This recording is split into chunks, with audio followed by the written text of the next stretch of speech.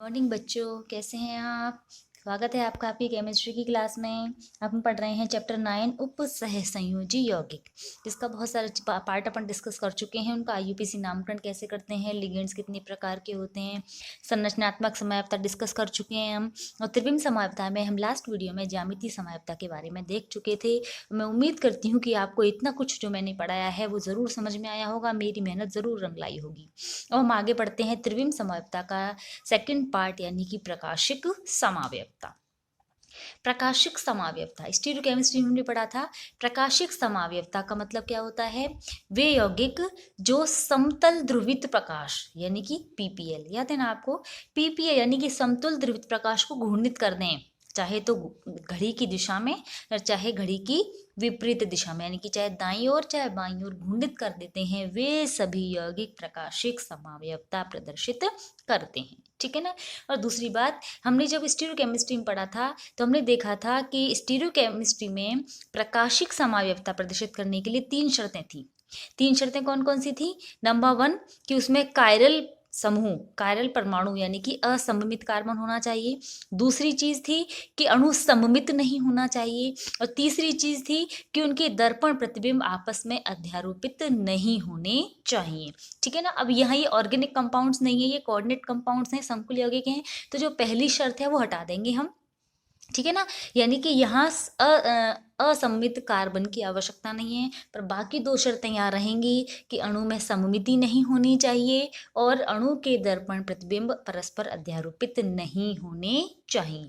ठीक है। और जैसे हमने स्टीरियोकेमिस्ट्री में देखा था कि जो यौगिक है उसका मूल यौगिक अगर दक्षिणावर्त समावयवी है तो उसका दर्पण प्रतिबिंब वामावर्त समावयवी होता है। ठीक है ना। तो हम प्रकाशिक समयावता की वो पहले स्पष्ट कर लेते हैं कि वे संकुल जो पीपीएल यानी कि समतल ध्रुवित प्रकाश को दाएं या बाएं दिशा में घूर्णित करते हैं, उन्हें प्रकाशिक या ध्रुवण समावयवी कहते हैं और इस गुण को प्रकाशिक समावयवता कहते हैं। क्लियर? चाहे बाएं दिशा में घुमाएं चाहे दाएं दिशा में घुमाएं। ठीक है ना। आवश्यक शर्तें क्या है इसकी? 2 शर्तें थी, जैसे मैंने अभी आपको बताया कि एक तो अणु में कोई सममिति नहीं होनी चाहिए। ठीक है ना, यानी अणु सममित नहीं होना चाहिए। और दूसरा, संकुल के दर्पण प्रतिबिंब परस्पर अध्यारोपित नहीं होने चाहिए। 2 शर्तें हो गई इनकी। ठीक है। अगर दर्पण प्रतिबिंब डी समावयवी है यानी कि वामावर्त समावयवी है तो उसका मूल यौगिक वामावर्त समावयवी होगा। ठीक है ना। तो यहाँ भी समावयवी 2 प्रकार के हो गए, डी समावयवी और एल समावयवी। डी समावयवी का मतलब वे संकुल जो समतल ध्रुवित प्रकाश को दक्षिणावर्त दिशा में घुमाएंगे, यानी कि घड़ी की दिशा में घुमाएंगे, इनको डी या दक्षिण ध्रुवण घूर्णक या दक्षिणावर्त समावयवी कहते हैं।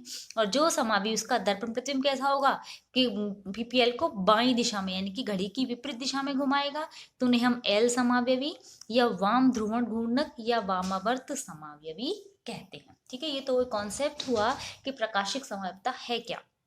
अब हम 2 प्रकार के यौगिकों में समयावताओं को अलग अलग अध्ययन करेंगे। सबसे पहले हम देखेंगे समन्वय संख्या 4 वाले संकुलों में ध्रुवण समावयवता या प्रकाशिक समावयवता। अब देखिए, समन्वय संख्या वाले जो यौगिक होते हैं 4 वाले, वो हम पहले भी दे चुके हैं। ज्यामितीय समयावता में 2 प्रकार की आकृति के होते हैं, चतुष्फलकीय और वर्ग समतलीय। ज्यामितीय समयावता में हमने देखा था कि जो ज्यामितीय या सिस्ट्रॉन्स या पक्ष विपक्ष समयावयवता थी वो वर्ग समतलीय संकुलों में थी, क्योंकि उनमें समान लिगेंडों की स्थिति को चेंज किया जा सकता था, लेकिन चतुष्फल के संकुलों में नहीं थी। अब ये प्रकाशिक समावयवता वर्ग समतलीय में नहीं पाई जाती, केवल चतुष्फलकीय संकुलों में पाई जाती है। ठीक है। एग्जाम्पल से देखते हैं इसे। चतुष्फलकीय संकुलों में केवल एक ही प्रकार के संकुल ऐसे हैं जो प्रकाशिक समावयवता प्रदर्शित करते हैं, वो है MaB2 प्रकार के संकुल। अब आपको समझ में आ गया होगा AB2 का मतलब क्या है। एक बी को हमने ब्रैकेट में लिखा है, इसका मतलब इसमें द्विदंतुक लिगेंड हैं 2, और ए और बी 2 दाता परमाणु हैं, यानी कि 2 अलग अलग प्रकार के दाता परमाणुओं वाला लिगेंड है, जैसे ग्लाइसिनेटो। ठीक है, डाईग्लाइसिनेटो निकल सेकेंड। ये जो यौगिक है ये प्रकाशिक समयावता प्रदर्शित करता है क्योंकि इसके दर्पण प्रतिबिंब परस्पर अध्यारोपित नहीं होते। ठीक है। देखो इसको, ये स्ट्रक्चर इसकी, यहाँ निकल से एक ग्लाइसिनेट इधर जुड़ा हुआ है, दूसरा ग्लाइसिनेट इधर जुड़ा हुआ है, दोनों तरफ ग्लाइसिनेट। देखो तुम सोचोगी एक ही बात है, लेकिन देखो यहाँ भिन्नता है तल की, क्या कि देखो ये इस कार्बन से जो डबल बॉन्ड है वो इस तरीके से जुड़ा हुआ है, जबकि इस कार्बन का डबल बॉन्ड ऊपर की तरफ जुड़ा हुआ है। जब इसका दर्पण प्रतिबिंब बना तो ये वाला ऑक्सीजन इस तरफ जुड़ा हुआ है, जबकि इस वाले कार्बन का ऑक्सीजन ऊपर की तरफ जुड़ा हुआ है। जब इस दर्पण प्रतिबिंब को उठाकर हम इसके ऊपर अध्यारोपित करेंगे तो ये अध्यारोपित नहीं होगा। ठीक है, केवल एकमात्र इसी प्रकार के संकुल ही प्रकाशिक समव्यवस्था प्रदर्शित करते हैं जिनकी समन्वय संख्या 4 होती है, और वो भी केवल चतुष्फलकीय प्रकार के। वर्ग समतलीय प्रकार के संकुल तो प्रकाशिक समव्यवस्था प्रदर्शित ही नहीं करते। ठीक है, अब हम देखेंगे समन्वय संख्या 6 वाले संकुलों में प्रकाशिक समव्यवस्था। देखिए, समन्वय संख्या 6 वाले संकुल यानी जिनकी ज्यामिति कैसी होती है, अष्टफलकीय। बिल्कुल ठीक, समन्वय संख्या 6 वाले संकुलों की ज्यामिति हमेशा अष्टफलकीय होती है, और केवल 3 प्रकार के सूत्रों वाले संकुल ही यहाँ प्रकाशिक समव्यवस्था प्रदर्शित करेंगे। ठीक है ना, कौन कौन से? सबसे पहला है MAA3 प्रकार के संकुल। M धातु परमाणु, AA ब्रैकेट में लिखा है, इसका मतलब द्विदंतुक लिगेंड है जिसके दोनों दाता परमाणु समान है। ठीक है ना, चतुष्फलकीय संकुल में द्विदंतुक लिगेंड कैसा था, जिसकी दोनों दाता परमाणु अलग थे। यहाँ कैसा है, जहाँ दोनों दाता परमाणु समान है और 3 द्विदंतुक लिगेंड जुड़े हुए हैं। ठीक है ना, कोई भी एग्जाम्पल ले सकते हैं हम, जैसे यहाँ मैंने लिया है कोबाल्ट के साथ EN यानी कि इथाइलिन डाइमीन जोड़ दिया, इसमें दोनों दाता परमाणु नाइट्रोजन होते हैं। या आयरन के साथ ऑक्जिलेट आयन जोड़ दिया, ऑक्जिलेट में दोनों ही दाता परमाणु ऑक्सीजन होते हैं। ठीक है ना, अब देखो इसकी समव्यवस्था को देखते हैं। हम बनाते हैं जब, देखिए CO के साथ हमने 2 एक साथ जोड़कर, यहाँ EN एक जोड़ दिया, EN एक जोड़ दिया, EN एक जोड़ दिया, 3 EN जुड़ गए। ठीक है ना, अब यहाँ से जब हम इसके दर्पण प्रतिबिंब को बनाते हैं तो दर्पण प्रतिबिंब जो बनेगा, देखिए इसमें साइड चेंज हो जाएगी। ठीक है ना, जो लेफ्ट में था वो राइट में आ जाएगा, जो राइट में था वो लेफ्ट में हो जाएगा। तो अब इस दर्पण प्रतिबिंब को उठाकर जब हम यहाँ रखते हैं तो ये परस्पर अध्यारोपित नहीं होते हैं। तो ये अगर D समावयवी है तो ये एक L समावयवी होगा। क्लियर, पहला एग्जाम्पल क्लियर हो गया। दूसरे प्रकार के जो संकुल होते हैं वो हैं MAA2B2 प्रकार के, मतलब 2 तो द्विदंतुक लिगेंड है जिनमें दोनों दाता परमाणु समान हैं, और 2 एक दंतुक लिगेंड हैं वो भी समान हैं। या ऐसा भी हो सकता है कि 4 एक दंतुक लिगेंड एक जैसे हों और 2 एक दंतुक लिगेंड एक जैसे हों। दोनों प्रकार में एक ही प्रकार से प्रदर्शित करेंगे हम। जैसे पहले हम उदाहरण देखते हैं इनका, जिसमें 2 द्विदंतुक लिगेंड हमने लिखे हैं और 2 हमने एक दंतुक लिगेंड लिखे हैं। ठीक है, जैसे कोबाल्ट के साथ हमने 2 क्लोरीन जोड़ दी यानी कि 2 द्विदंतुक लिगेंड हो गए, 2 EN जोड़ दिए यानी कि 2 द्विदंतुक लिगेंड हो गए। ठीक है ना, या PT के साथ 2 अमोनिया जोड़ दिए यानी कि 2 एक दंतुक लिगेंड, 2 ऑक्जिलेट आयन जोड़ दिए यानी कि 2 द्विदंतुक लिगेंड। ठीक है ना, या क्रोमियम के साथ 2 पानी के अणु जोड़ दिए यानी 2 एक दंतुक लिगेंड, 2 EN जोड़ दिए यानी कि 2 द्विदंतुक लिगेंड। ठीक है ना, दोनों में ही, या EN में अभी बताया था मैंने आपको, दोनों दाता परमाणु नाइट्रोजन है, ऑक्जिलेट में दोनों दाता परमाणु ऑक्सीजन है। ठीक है ना, अब देखिए इसे, यहाँ ये जो स्थिति है इसको समझना आप, कि यहाँ अगर जब दोनों Cl जो कम लिगेंड हैं, B2 प्रकार के जो लिगेंड हैं, ये दोनों दाता परमाणु जब सिस पोजीशन पर होंगे तभी ज्यामिति समावयवता प्रकाशिक समावयवता होगी, अन्यथा नहीं होगी। ठीक है ना, ये जो सिस समावयवी मैंने बनाए, इन दोनों Cl को हम कहीं भी लगा सकते हैं। जो 6 स्थितियां हैं, इन 6 स्थितियों में से कहीं भी 2 सिस पर लगा सकते हैं हम, चाहे इन दोनों पर, चाहे इन दोनों पर, चाहे इन दोनों पर, कहीं भी अगल बगल में यानी 90 डिग्री पर। तो इसका दर्पण प्रतिबिंब जब हम बनाते हैं तो इस तरह का बनेगा, और इस दर्पण प्रतिबिंब को जब इस पर अध्यारोपित करेंगे तो ये अध्यारोपित नहीं होगा यानी कि प्रकाशिक समावयवता दर्शाएगा। ये समपक्ष का D समावयवी है और ये समपक्ष का L समावयवी है। ठीक है, अब ट्रांस क्यों नहीं बनाएगा, देखो इसको देखते हैं हम। जैसे देखिए मैंने ये बनाए हैं आपके लिए एग्जाम्पल, ये ट्रांस है।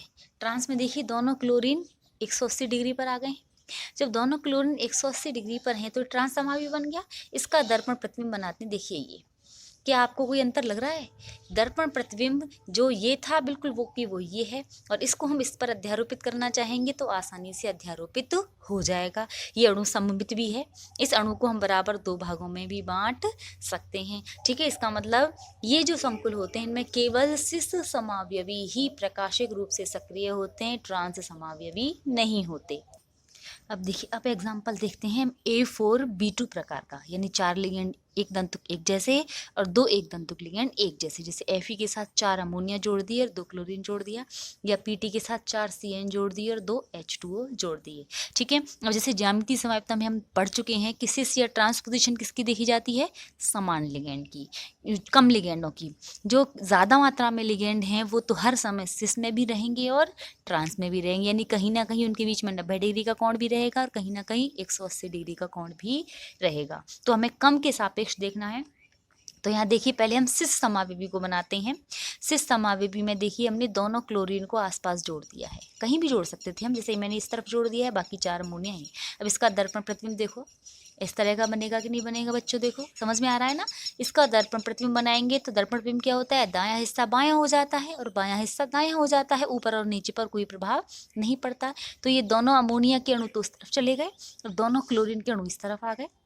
अब इसको अगर हम इसके ऊपर अध्यारोपित करना चाहें तो ये अध्यारोपित नहीं होगा, और अध्यारोपित नहीं होगा तो प्रकाशिक समवायित्वता प्रदर्शित करेगा। ठीक है। और इसका अगर अपन ट्रांस समावेवी बनाएं तो ट्रांस में देखो मैंने दोनों क्लोरीन को ऊपर नीचे लगा दिया, यानी 180 डिग्री पर लगा दिया। अब इसका दर्पण प्रतिबिंब देखो बच्चों क्या हो रहा है, देखो कोई फर्क पड़ रहा है क्या, नहीं पड़ रहा ना। दोनों लेफ्ट राइट साइड अभी भी सेम की सेम है, ऊपर और नीचे, तो दर्पण प्रतिबिंब पे प्रभाव पड़ता ही नहीं है। तो जब इनके दर्पण प्रतिबिंब अध्यारोपित हो गए, इसका मतलब ट्रांस समावयवी में प्रकाशिक समावयवता नहीं होगी, केवल सिस समावयवी में ही प्रकाशिक समावयवता पाई जाएगी। क्लियर बच्चों। अब तीसरे प्रकार का एग्जाम्पल है MAA B2C2 प्रकार के संकुल। MAA मीन्स एक द्विदंतुक लिगेंड है जिसके दोनों दाता परमाणु समान हैं। ठीक है। 2 लिगेंड एक जैसे हैं और दूसरे 2 लिगेंड भी एक जैसे, यानी 3 प्रकार के लिगेंड हैं। एक द्विदंतुक लिगेंड समान दाता परमाणुओं वाला, एक दंतुक लिगेंड 2, दूसरे एक दंतुक लिगेंड 2। जैसे मान लो मैंने Cr के साथ क्रोमियम के साथ जोड़ दिए 2 क्लोरीन, 2 एक दंतुक लिगेंड हो गए। एक EN यानी AA प्रकार का इथाइलिन डाइएमीन और 2 अमोनिया यानी कि 2 C2 प्रकार के संकुल। अब इनमें देखो विशेष बात है कि इनमें 3 प्रकार के समावयवी बनेंगे, डी, ऑयल और मीजो। देखो कैसे बनेंगे, देखो यहाँ सबसे पहले हम करेंगे इनकी सिस स्थिति को। ठीक है ना। इनकी इस दोनों की सिस स्थिति को हम करते हैं तो इसका किन्हीं 2 की सभी की सिस पर है, अमोनिया भी सिस पर है, दोनों क्लोरीन सिस पर है और EN तो सिस पर रहेगा ही रहेगा। इसका दर्पण प्रतिबिंब बनाते हैं तो ये बनेगा, है ना। ये दोनों चीज़ उठ के देखो यहाँ चली गई, ये वाली चीज़ इधर आ गई, ऊपर नीचे ऐसे कैसे ही है। तो ये D समावयवी है तो ये L समावयवी हो गया। ठीक है ना। दूसरी पोजीशन जो नेक्स्ट जो मीजो समावयवी बनाएंगे उनमें हम जो 2 एक दंतुक लिगेंड हैं, चाहे B2 प्रकार के हैं चाहे C2 प्रकार के हैं, इनमें से किसी भी एक लिगेंड को हम ट्रांस पोजीशन पर लगा देंगे, चाहे तो क्लोरीन को लगा दें और चाहे अमोनिया को लगा दें। तो ये वाली जो ट्रांस पोजीशन बनेगी, ठीक है ना, ये इसमें सममिति आ जाती है। ठीक है। याद है आपको स्टीरियो केमिस्ट्री में वैसे बताया था कि इसका आधा अणु तो दक्षिण ध्रुवण घूर्णक हो जाता है, आधा अणु वाम ध्रुवण घूर्णक हो जाता है, यानी वामवर्त समावयवी हो जाता है। तो ये प्रकाशिक घूर्णक होते हुए भी कुल घूर्णन इसका 0 हो जाता है और ऐसे समावयवी को ही हम मीजो समावयवी कहते हैं।